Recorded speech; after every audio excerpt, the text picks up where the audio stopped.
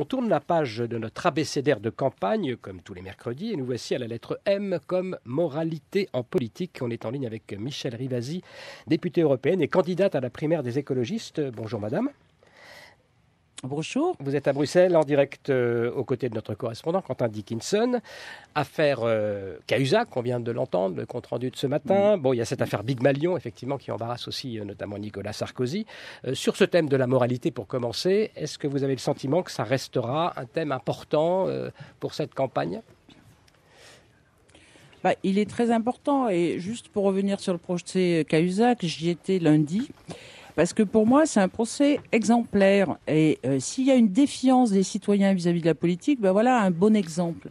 Comment quelqu'un qui a été ministre de l'économie en 2012, qui était justement responsable de la fraude fiscale, vous voyez que sa façon de se défendre, c'est de dire il y a deux personnages en moi, un qui est capable de cacher de l'argent public. Alors, Michèle Rivasi. Qui est d'être ministre de l'économie. Je trouve ça vraiment très grave. Et les gens veulent maintenant de l'authenticité. Ils veulent des gens qui ont une éthique. Vous voyez, vous parlez de la morale. Alors la morale, c'est vraiment des valeurs et des principes. Mais on doit réfléchir justement sur son comportement. Et pour moi, je parle souvent de l'éthique.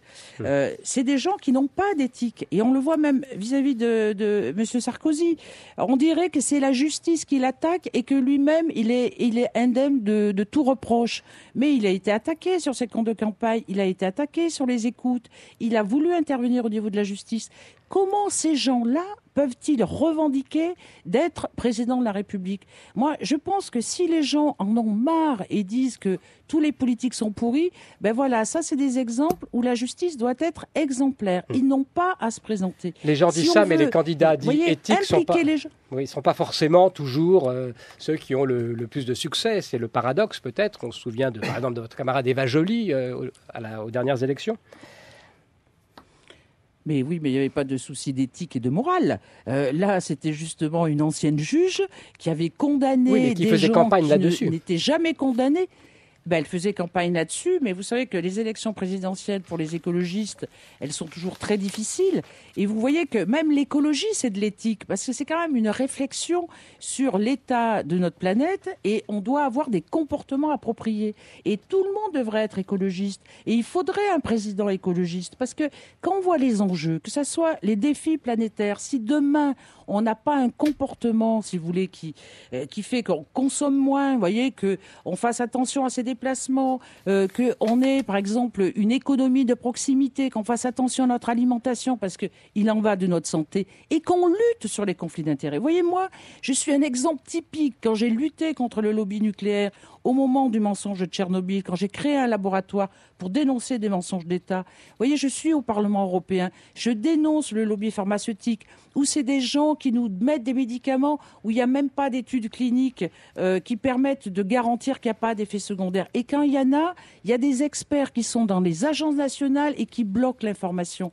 Vous voyez que maintenant, les gens, ils veulent des gens capables de se battre avec eux par rapport, si vous voulez, à des sujets qui les intéressent de près. C'est le problème du chômage, c'est le problème de leur santé, c'est le problème, si vous voulez, de l'énergie, c'est le problème même de la sécurité, parce que c'est aussi lié à des problèmes écologiques. Michèle Rivasi. Que ce soit sur les ressources naturelles, etc. Donc c'est très important, si vous voulez, que l'écologie soit présente dans cette campagne présidentielle. Question de Christine Monclar. Alors, bonjour Michèle Rivasi. Justement, un mot de la primaire d'Europe Écologie Les Verts, ou la primaire écologiste, avec un programme qui sera collaboratif. Un tiers sera écrit par les militants, un tiers porté par le ou la candidate, et puis un tiers par les associations, les réseaux, les collectifs. Ça vous convient ?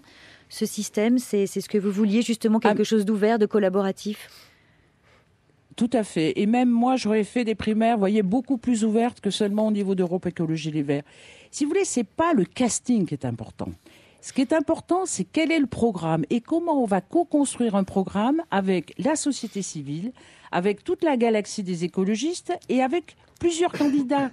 Et après, on verra quel est le candidat le plus porteur de ça. Mais si on fait qu'un casting, les gens en ont marre d'ailleurs. Vous voyez, plus personne ne veut voter ni Nicolas Sarkozy, ni Juppé, ni François Hollande. Ils veulent des gens avec qui ils co-construisent un programme. Et ça me va tout à fait. Oui. Allô, Michel Rivasi. Directrice par rapport à notre programme. Vous avez perdu. Oui. Oui, et justement, alors vous êtes 4 là sur la ligne de départ avec 2 autres eurodéputés, Karima Delli, Yannick Jadot et puis l'ancienne patronne du parti, ancienne ministre Cécile Duflot.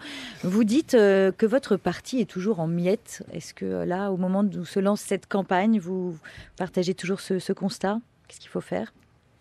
Notre parti a eu effectivement des épisodes très difficiles, mais je pense que, vous voyez les 4 candidats qui se présentent à la primaire, on a un projet qu'on veut coélaborer ensuite avec la société civile. Après, on verra quelle est la personne la plus charismatique, la plus pédagogique, qui correspondra plus pour porter le programme avec les gens, mais avec aussi un contrôle citoyen.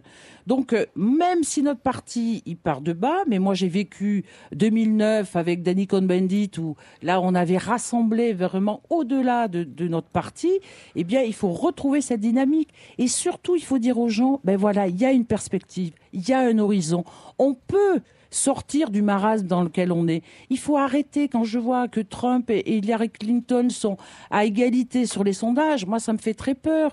Quand je vois ce nationalisme qui se développe et ce populisme, c'est pas l'avenir de notre société. Il faut penser à nos enfants.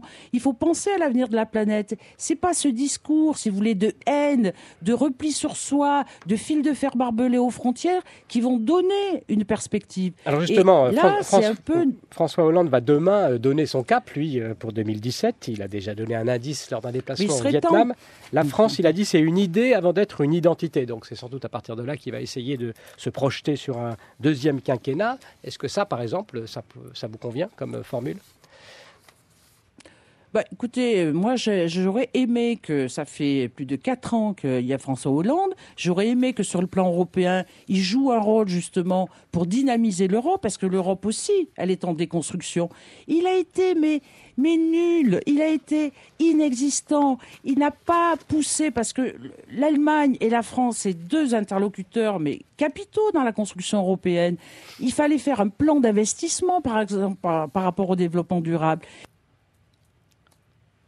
Alors, le repli aussi, la France, vis-à-vis de la migration, n'a pas joué un rôle de solidarité avec Mme Merkel. Et alors maintenant, il nous dit, on va essayer de donner une dimension au niveau européen. Écoutez, on l'a testé.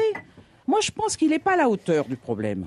Merci beaucoup, Michel Rivasi. Vous étiez en direct du Parlement européen à Bruxelles.